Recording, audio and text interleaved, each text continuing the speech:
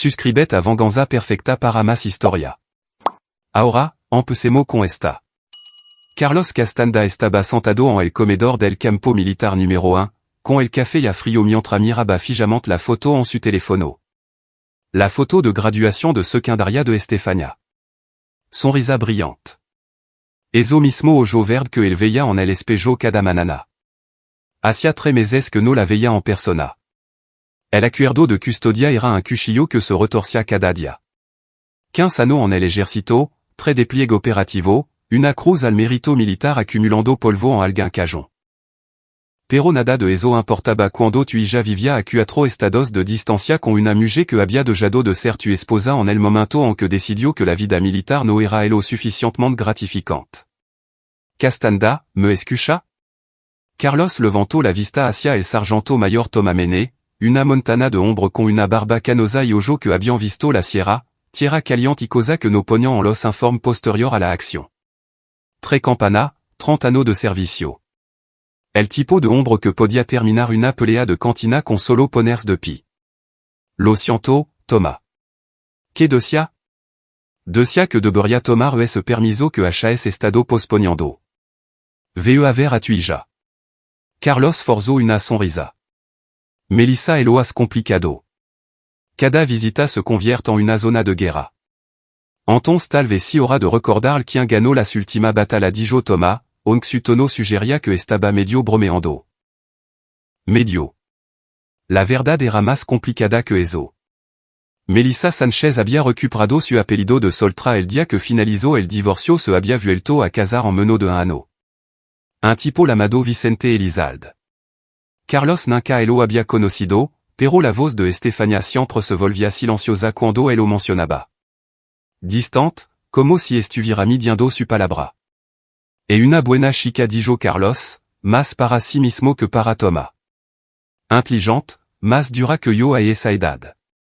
Tien tu sangre respondió Toma. Eso significa algo. Carlos se guardó el teléfono en el bolsillo y se levantó.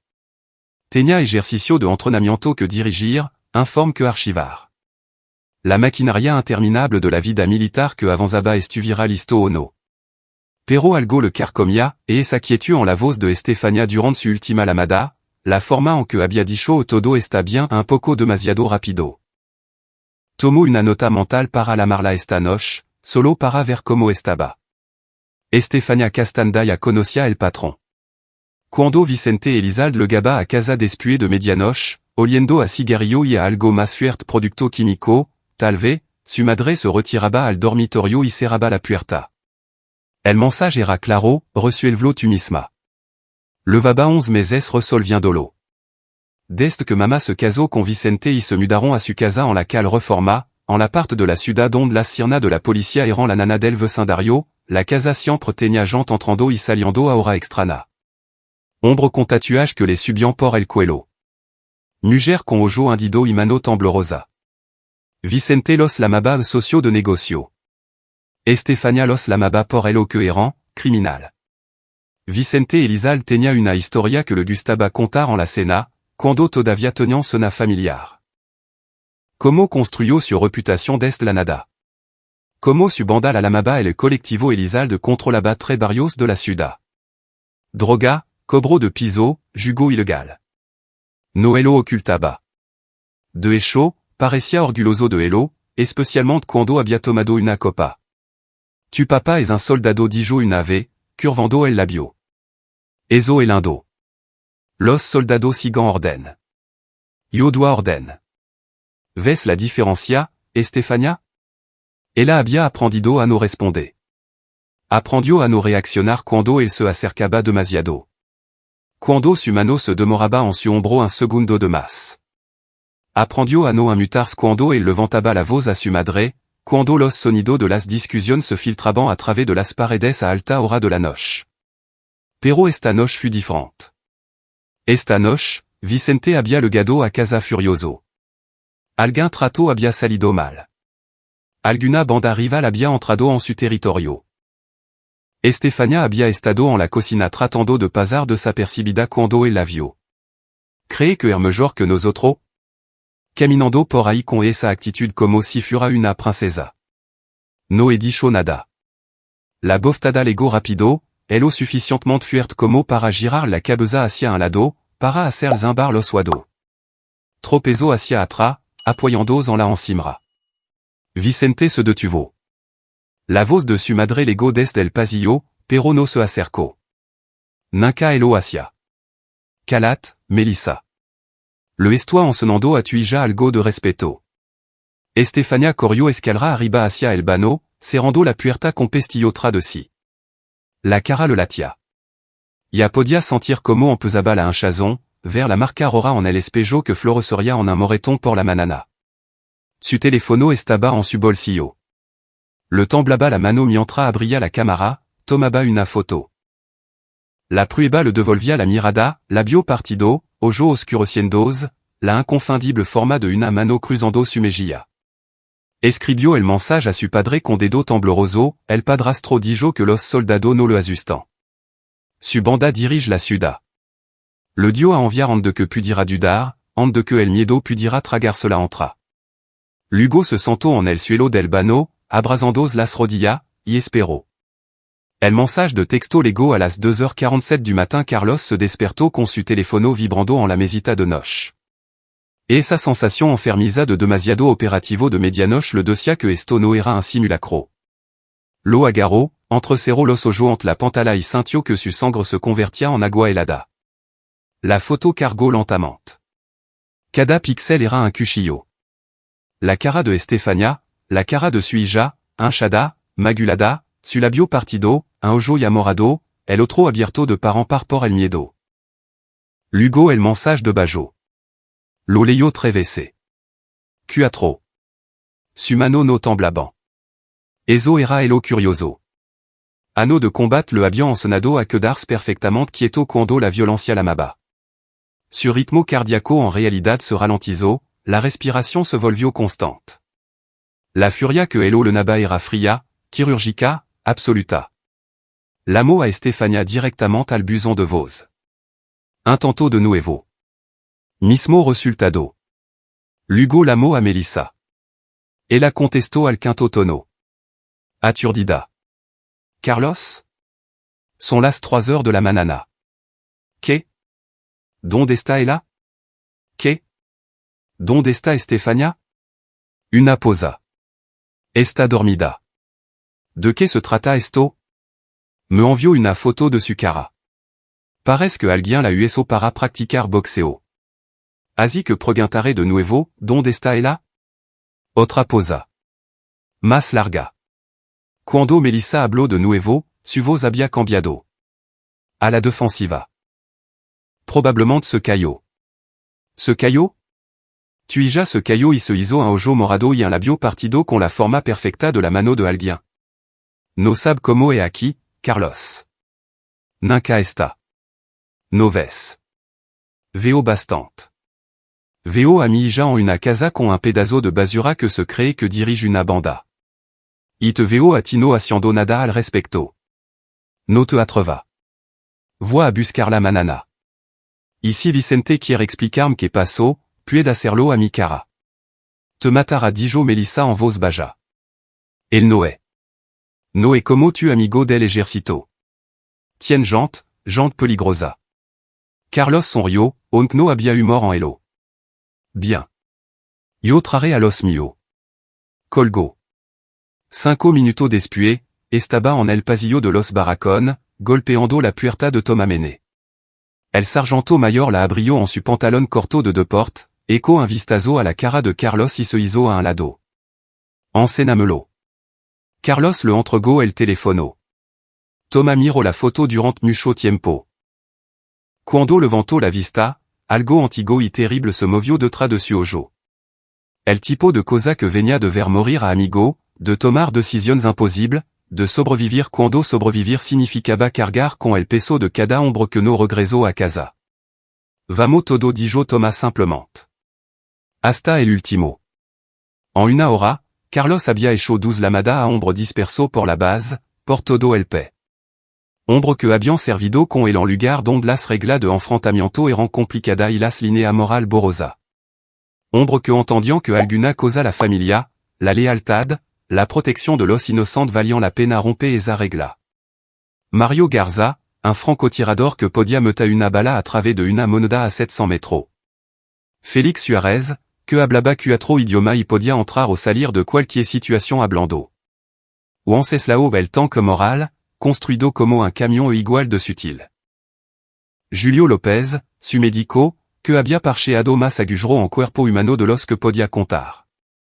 Ivan Soli, su experto en comunicación y el mejor conductor que Carlos había visto jamais.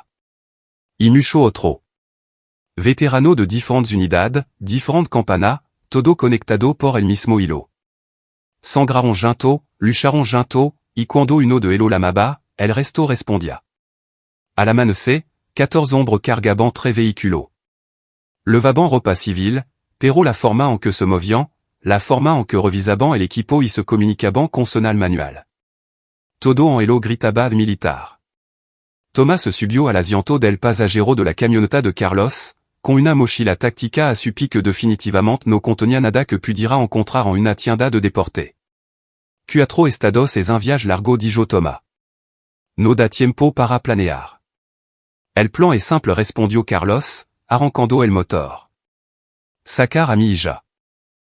Asegurarme de que Vicente Elizalde entienda elo que pasa cuando pon tu mano sobre la hija de alguien. Y si aparece su banda? Carlos salió del estacionamiento, con la mandíbula tensa. Entonces apprendrán la diferencia entre jugar a los soldaditos y conocer a los de verdad. El convoi cruzó las puertas de la base mientras salía el sol, 14 veteranos de combat con una misión singular. Detrás de ello, el campo militar desapareció en la niebla matutina. Port de Lente, esperaba un ajuste de cuenta. Vicente Elizalde había construido su imperio sobre el miedo. No del tipo que provenía de musculo o arma mucho matón caljero teniendo de eso. Su miedo era calculado, sistemático. No solo golpeaba a alguien que te cruzaba, elo convertia en un ejemplo. Eria elo que amaban. Te aseguraba de que todo en un radio de tres manzanas supirant que pasaba cuando le faltaba al respeto a Vicente Elizalde. El colectivo Elizalde no era la operación más grande de la ciudad, pero era la más despiadada. 26 miembros, todo elegido cuidadosamente.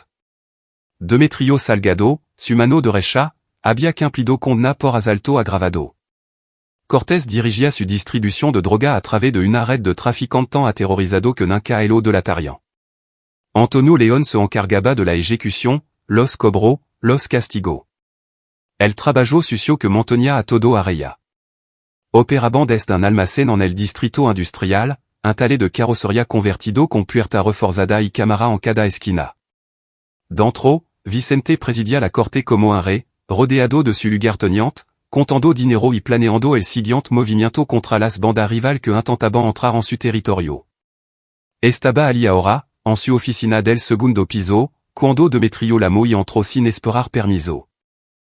El hombre grande parecía preocupado. Tenemos un problema. Vicente levantó la vista del libro de contabilidad que había estado revisando. ¿Qué problema?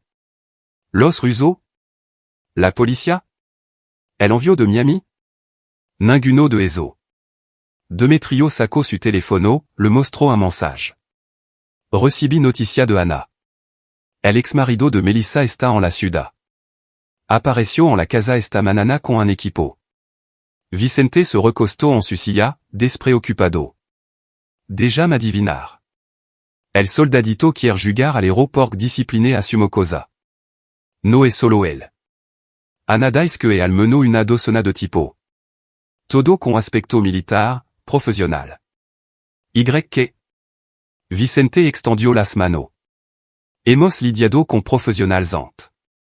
¿Recuerda a ese policía fuera de servicio que intentó extorsionarnos? ¿Dónde está ahora? En una silla de ruda admitió Demetrio Salgado. Pero jefe, estos tipo. Antonio dice que se movían como una unidad. Táctico. No empezaron nada en la casa. Solo se levaron a la chica y se fueron. Pero la forma en que se comportaban. Tienen miedo de uno simple militar. Vicente se levantó, alzando la voz. ¿Es eso lo que me está diciendo? Que el colectivo Elizalde, la banda que dirige esta ciudad, tien miedo de uno poco soldado. Te estoy diciendo que deberíamos tener cuidado. Vicente camino hacia la ventana que daba al piso del almacén. Abajo, su equipo trabajaba, contando producto, cargando envío. La maquinaria de su imperio avanzando. El construyó esto, trepo des la nada. De ninguna manera un donadi militar iba a quitárselo. Avriga donde se alojan dijo Vicente. Luego envia un mensage. Algo memorable. Quiero que est castanda entienda que el castigo de sui jano funada comparado con elo que sucede cuando viene a mi ciudaim de Safia. Demetrio azintio lentamente. ¿Qué tipo de mensage? Del tipo permanente. Estefania estaba sentada en la habitación del motel, con una bolsa de hielo presionada contra su cara mientras su padre caminaba de un lado a otro como un animal enjaulado. La habían levado directamente des la casa de la cal reforma. Mamá ni siquiera había intentado de tenerlo. Y ahora estaban atrincherado en un holiday en la safura de la ciudad. La habitación estaba llena de ombre. Ombre grande. Ombre calado. Del tipo que no necesitaba levantar la voz para llamar la atención. Thomas Mene estaba sentado en la esquina limpiando una pistola con la concentración casual de alguien que elo había hecho 10,000 vc. Mario Garza estaba junto a la ventana vigilando el estacionamiento con binocular. Los otros estaban repartidos por las habitaciones adyacentes, manteniendo un perímetro que haría que entrar a la fuerza fura una nuit mala Heidi. No debería haber enviado el mensaje dijo Estefania en voz baja. No pensé. No sabía que tu. Hiciste exactamente lo correcto la interrumpió Carlos, deteniendo su paso para arrodillarse frente a ella. Miram, Carino. No hiciste nada malo. Vicente te puso las mano encima. Eso es culpa suya. No tuya. Nunca tuya. Pero estará muy enfadado. Bien. Déjà que se enfade. Déjà que venga a buscarme me explique qué pasó. Thomas habló des la esquina. Necesitamos información. Est tal Elizalde tiene una banda, probablement armada. Definitivamente peligrosa. Entrar a ciega et como mur la gente. Félix Suárez, que había estado trabajando en una computadora portátil en la esquina, se aclaró la garganta. Ya estoy en elo. Vicente Elizalde, 37 años. Antécédente pénal que se remontant à la correccional de Menor. Asalto, tráfico de droga, delincuencia organizada. Nunca ha cumplido una condena seria. Los testigos siguen retractandos. La evidencia sigue desapareciendo. El colectivo Elizalde opera bajo el radar, pero están conectado. Pago a policía sucio. Favor intercambiado con otra banda. No es un maton calgero cualquiera. Está organizado. Cuanto en su banda? Pregunto en ceslao moral. La mejor estimación, 25 à 30. Oprendes d'un almacén en el distrito industrial. Mucha seguridad, cámara, todo el paquete. Carlos absorbió esta información, sumantia en modo táctico. No sobrevivía a tres despliegues operativos cargando a elo estúpido. Planeaba. Reunía inteligencia. Encontraba la debilidad del enemigo y la explotaba. ¿Qué más? Le preguntó a Félix. Su dinero proviene de tres fuentes, droga, cobro de piso y jugo ilegal. Está en una partida de poké semanal que atrae a alguno jugador serio. Estamos hablando de regidor, capitán de policía, hombre de negocio a los que le gusta fingir que son gangster. Todo le pagan a Vicente una part. ¿Cuándo es la próxima partida? Manana por la noche. Carlos sonrió, y no fue una explosión agradable. Entonces creo que deberíamos asistir. Thomas arqueó una ceja. Quiere entrar caminando en su cuartel general? Quiero enviar un mensage. Mostrar la Vicente que no es intocable. Que su imperio tiene grita. Eso es una locura dijo Estefania. Te matará. Carlos se volvió hacia su hija y, por primera vez desde que legó, su explosión se suavizó. Carino, me ha disparado gente mucho más aterradora que Vicente Elizalde. Mean lanzado explosivo sobre mi position y sobrevivido a emboscada en lugar donde el refuerzo estaba ahora de distancia. Puede que tu padrastro dirija una banda, pero nunca se ha enfrentado a alguien que contraataque con la misma fuerza. Eso cambia esta noche. ¿Cuál es el plan? Preguntó Thomas. Carlos miró alrededor de la habitación a su hermano de arma. Ombre que elo habían seguido a través del infierno. Ombre que le confiarian su vida porque él había demostrado una y otra vez que nunca desperdiciaría esa confianza. Les golpeamos donde les duels. Su dinero, su reputación, su sentido de control. Vicente quiere ser. Vamos a recordar l'elo que pasa cuando construit tu trono sobre arena. El almacén era exactamente como Félix elo había descrito. Talé de carrocería convertido, puerta reforzada, cámara por toda parte. Pero Carlos había aprendido hace mucho tiempo que toda fortaleza tenía una debilidad. Solo tenía que encontrarla. Se acercaron a las 9 du soir tres véhiculos aparcando a 2 manzanas de distancia. Carlos, Thomas y Félix caminaron hacia la puerta principal como si pertenecieran allí. La confianza era un arma. Actua como si tuviera permiso, y la gente dudara el tiempo suficiente para que explote esa duda. El guardia en la puerta era joven, tal vez 22 años, con tatuage de pandiro y una pistola mal oculta bajo su chaqueta. Levantó una mano cuando se acercaron. Evento privado. Estamos aquí para la partida de poké dijo Félix suavement, su tono sugiriendo que interrogarlo más sería un error. Vicente nos espera. Nombre? Félix recitó 3 alias que habían preparado. El guardia revisó una lista, franció el seno y luego sacó una radio. Fut entonces cuando Thomas dio un paso adelante. Realm quiere hacer que dar mal a Vicente rechazando a su invitado? La voz de Thomas era tranquila, pero había acero de bajo. La voz de un hombre que había comandado soldado en combat. Chico, levo jugando a estos jugodes donde que nacira. Así que, uno deja entrar o le explica a tu jefe porque le costaste 200,000 pesos en entrada. El guardia vaciló. Carlos podía verlo en su ojo, la incertidumbre, el calculó. Finalmente, se hizo a un lado. Todo recto al fondo, segundo piso, y mantengan las manos donde puda verla. Entraron. El piso del almacén era un laberinto de caja y equipo, pero el verdadero enfoque de Carlos era mapear salida, contar guardia, notar línea de vision. Ces ombres armado en la planta baja, cámara en las esquinas, pero pinto ciego cerca del muelle de carga. El tipo de seguridad diseñada para intimidar a los aficionados, pero le na de agujero si sabía donde mirar. La escalera conducía a la oficina de Vicente. A través de las ventanas, Carlos podía ver la partida de poké en progreso. Ocho ombre alrededor de una mesa, carta, dinero en efectivo y vaso de whisky. Vicente estaba sentado a la cabeza presidiando. Entraron. Vicente levantó la vista, su expresión cambiando de confusión a reconocimiento y a furia en el lapso de un latido. Castanda. Vicente. Carlos sacó una silla, se sentó como si fuera el dueño del lugar. Oí que tenía una partida. Pensé en unirme. Los otros jugadores se movieron incómodos. Carlos reconoció alguna cara del informe de Félix.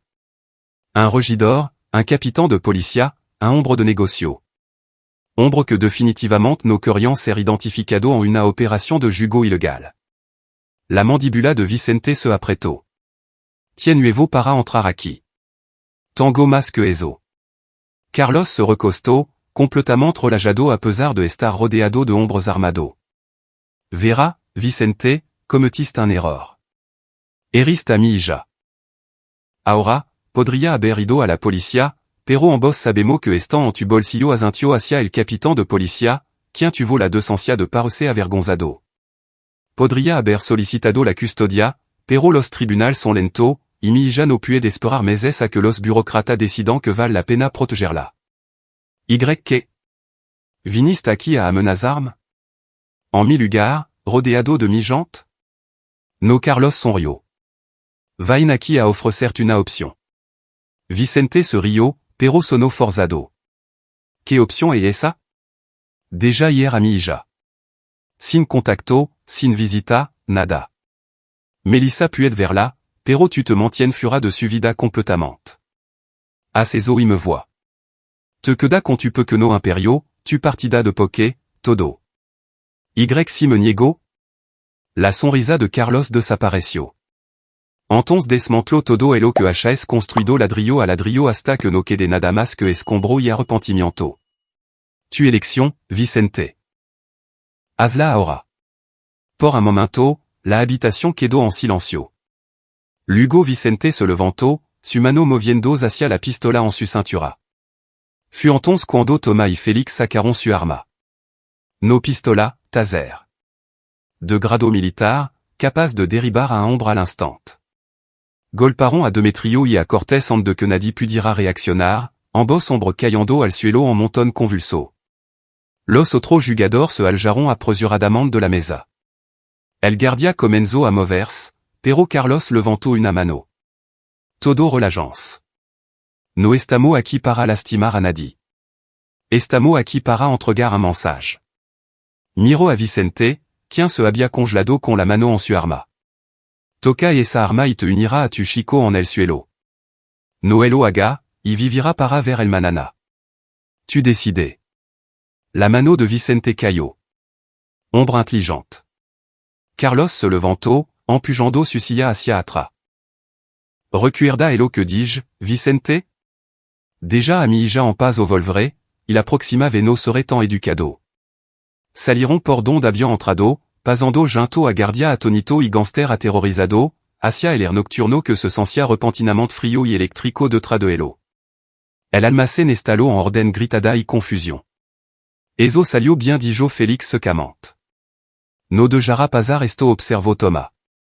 Lo se respondió Carlos. Pero ahora sab que no tenemos miedo. Y eso lo cambia todo. Vicente Elizalde nunca había sido humillado así. Nunca. En su propio almacén, front a su tripulación, front a los mismo hombre a los que había pasado a no impresionando con su poder. Castanda había entrado como si fuera el dueño del lugar y había salido sin un rasguño. Inaceptable.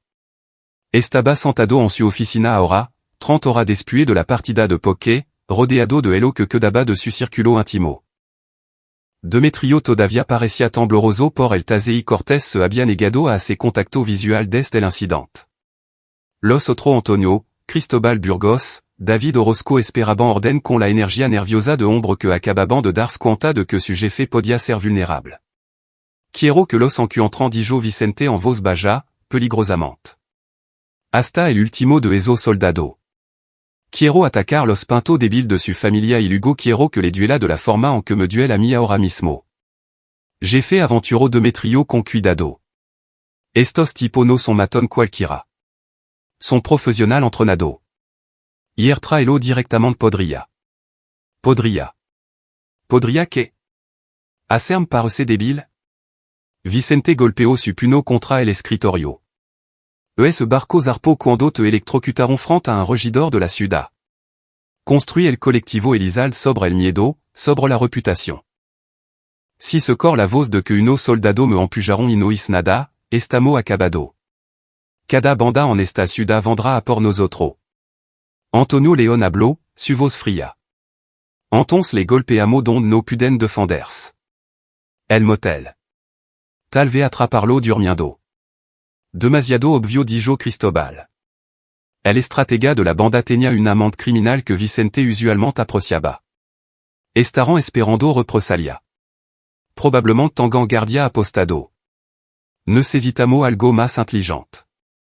Vicente miró fijamente a la pared, pensando. Castanda tenía una debilidad. Todo la tenía. Y había mostrado su mano. La hija. Todo lo que había hecho era por ella. La chica dijo Vicente lentamente. Ella es la palanca. La tomamos, elo controlamos. Se está quedando con los soldados senalo Demetrio. Protegida. Entonces elo hacemos salir.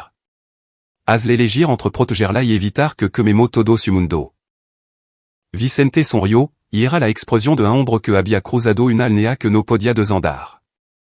Ren a todo. Cada miembro del colectivo Elizalde. Vamos a la guerra. la lamada lego à las 11 heures du soir. El teléfono de Carlos se illuminó con un numéro desconocido y cada instinto le dijo que no contestara, pero el oízo. La voz de Vicente crepitó a través del altavoz.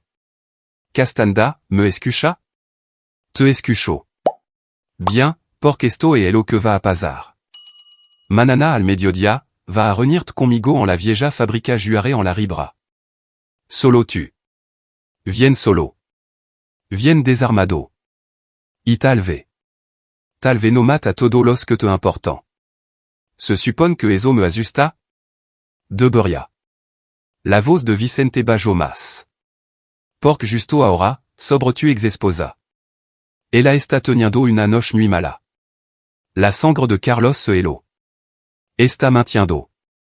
Lo estoy? Espera. Una posa. Luego la voz de Melissa, aterrorizada y distante. Carlos, no venga. Et una trampa. Una boftada. Un grito cortado. Manana al mediodía repició Vicente. Fábrica Juaré. No leg tard. La nea se cortó. Thomas se puso de pie à l'instant. Tenemo que moverno ahora. Golpear loant. Et una trampa dijo Carlos rotundamente.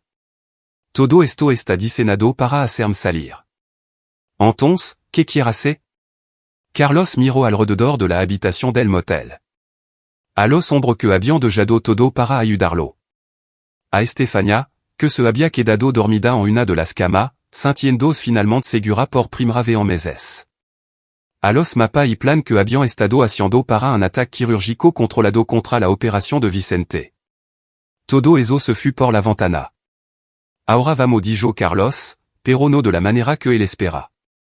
La fábrica Juaré había estado abandonada durante una década. Tres pisos de metal oxidado y ventana rota, rodeada de lot cubierto de maleza y cerca de alambre, el lugar perfecto para una emboscada. Vicente llegó a las 11h30 du matin con 20 miembros del colectivo Elizalde.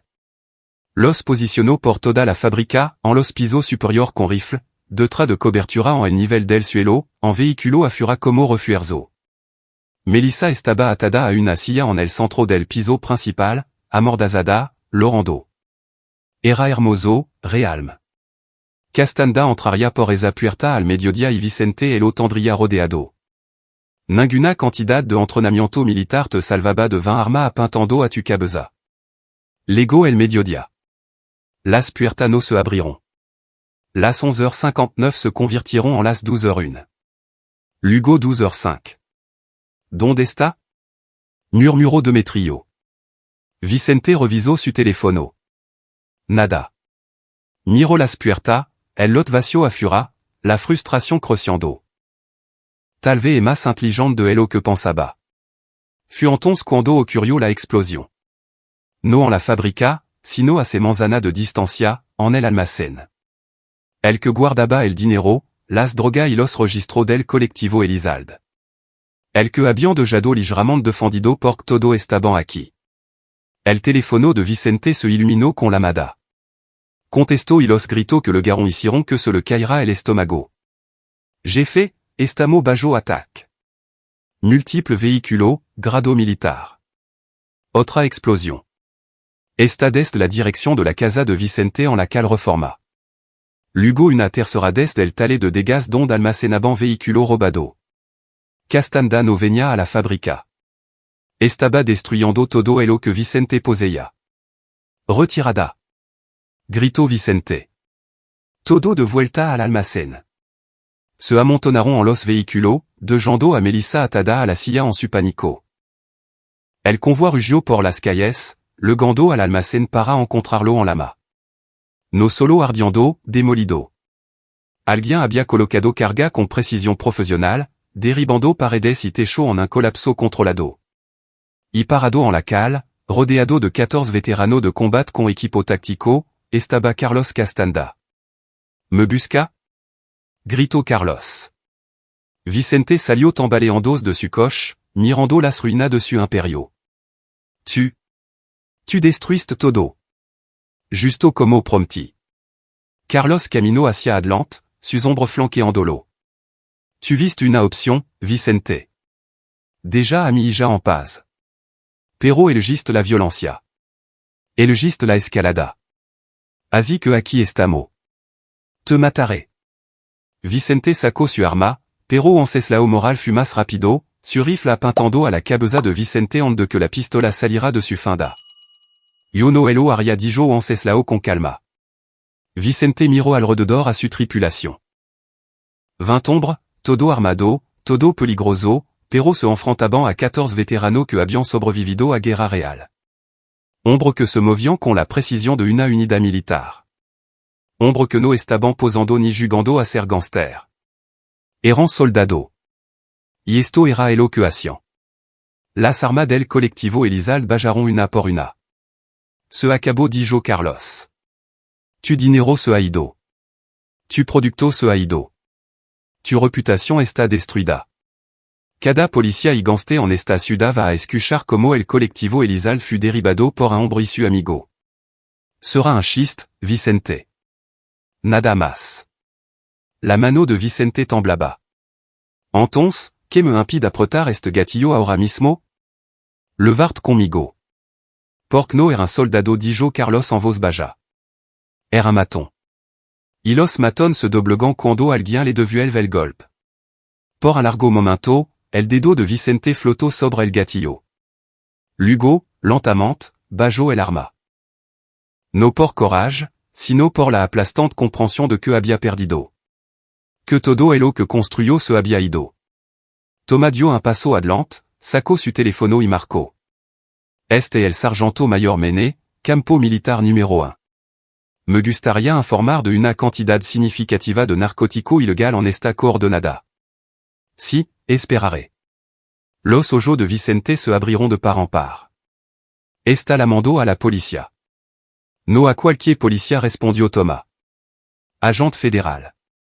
Del tipo que no acepta soborno. Del tipo que te encerrará por 20 años mínimo. Quier jugar al gangster, Vicente? Ahora podrá vivir como uno en una celda. Las sirnas aumentaron en la distancia, haciendo más fuerte. 3 semanas después, Carlos estaba sentado en una cafetería con Estefania, viéndola devorar una pila de tortita con el apetito de alguien que finalmente se sentía segura comiendo. Los moretones se habían desvanecido. El miedo en su ojo había sido reemplazado por algo más, alivio, tal vez esperanza. Vicente Elizalde estaba bajo custodia federal junto con 15 miembros del colectivo Elizalde. La fiscalía estaba construyendo un caso que los encerraría durante décadas. El resto de la banda se había dispersado, sin liderazgo. La ciudad respiraba un poco más tranquila. Melissa había firmado la custodia total sin pelear. La vergüenza de lo que había permitido que sucediera, la culpa de elegir a un monstruo sobre su hija. Había roto algo en ella. Estefania visitaría a su madre con el tiempo. Pero por ahora, necesitaba distancia. Papa dijo Estefania, dejando su tenedor. ¿Puedo preguntar algo? Cualquier cosa. ¿Cómo sabía que funcionaría? ¿El plan? Quiero decir. ¿Y si Vicente simplement te hubiera disparado o atrapado? Carlos sonrió. Noelo sabía con certeza, pero he aprendido algo en 15 años de servicio militar. El miedo es un arma, pero también elo es la convicción. Todo el imperio de Vicente se construyó haciendo que la gente tuviera miedo. Pero cuando alguien se le planta real se le planta, ese miedo se da la vuelta. Lo carcom desde adentro. ¿No tenía miedo? Estaba aterrorizada. Él la miró a los ojos. Pero tenía más miedo de perderte. Esa es la cosa de ser padre, Carino. Tu miedo por tu hijo siempre más grande que tu miedo por ti mismo. Thomas entró en la cafetería entonces, deslizando en la cabina junto a Elo. Se había quedado en la ciudad para ayudar con la investigación federal, dando testimonios sobre lo que habían encontrado en el almacén. El ejército le había concedido un permiso extendido, aparentemente, derribar una organización criminal contaba como servicio comunitario. Tango noticia dijo Thomas. El abogado de Vicente está tratando de hacer un trato, ofreciendo delatar a su proveedor, a los policías sucios, a todo. El hombre está cantando como un canario. Bien dijo Carlos. Cuanta mas escoria sacan de las calles, mejor. E algo más. Toma sacó una carpeta, la deslizó sobre la mesa. Una oferta de trabajo. Empresa de seguridad privada con base en Monterrey. Waron sobre lo que hicimos aquí discretamente, no te preocupe y están interesado en contratar veterano para servicio de protección. Trabajo real, buena paga, y estará en casa más a menudo. Carlos miró la carpeta, luego a Estefania. ¿Qué piensa, Carino? ¿Debería tu viejo retirarse del ejército? Estefania sonrió. Creo que te lo has ganado. Terminaron el desayuno hablando sobre el futuro, sobre dónde vivirían, a qué tipo de escuela asistiría Estefania, cómo reconstruir una vida que había sido destrozada y dispersada. No sería fácil. Habría terapia, batalla legal, el lento trabajo de sanar. Pero el enfrentarian junto. Afura, el sol se abrió paso a través de las nubes. Y por primera vez en mucho tiempo, Carlos Castanda sintió algo que no había sentido desde el divorcio. Paz. No la ausencia de guerra, sino la presencia de la victoria. Epílogo. Ces meses después, Wenceslao Moral envió una foto a su grupal. Mostraba un artículo de noticia. Vicente Elizalde había sido condenado a 25 años en una prisión federal. Demetrio Salgado recibió 18. Cortés, 15. El colectivo Elizalde estaba acabado, su miembro disperso o encarcelado. Carlos le mostró el artículo a Estefania durante la cena y esa noche. Su nuevo hogar, un suburbio tranquilo donde el peor crimen eran los adolescentes se le rando en l'arsenal de Alto. Ella lo leyó, asintió y volvió a su tarea. ¿Está bien? Preguntó él. Sí. Ella levantó la vista y su sonrisa era genuina. Solo me alegró de que haya terminado. Yo también. Más tarde esa noche, después de que Estefania se hubiera ido a la cama, Carlos se sentó en el porche con una cerveza y su teléfono. El chagrupal estaba activo, veterano registrando, compartiendo historia, planeando su próxima reunión. Mario se había casado. Félix estaba enseñando en un colegio comunitario. Iván había comenzado un negocio. Todo elo construyendo nueva vida después de la guerra, después de la hermandad, después de todo. El mensaje de Tomás llegó el último. Orgulloso de ti, Carlos. No mucho ombra brillant hecho elo que hiciste. Meno podrían haberlo logrado. Te has ganado esta paz. Carlos escribió de vuelta. No podría haberlo hecho sin ti. Sin ninguno de vosotros. Para eso están los hermanos. Dejó el teléfono y miró las estrellas, pensando en la foto de Estefania, la que empezó todo. Los moretones y el miedo que elo habían impulsado a cruzar frontera estatal, a reunir a su hermano, a librar una guerra contra un imperio criminal. Alguna persona elo lamaban venganza. Carlos elo lamaba justicia. De cualquier manera, estaba hecho y su hija estaba a salvo. Eso era todo elo que importaba. Aquí es donde nuestra historia llega a su fin. Comparte tu pensamiento en la sección de comentarios. Gracias por tu preciado tiempo. Si disfrutaste esta historia, por favor asegurad de suscribirte a este canal. Eso me ayudaría mucho. Haz clic en el video que ves en la pantalla y te veré.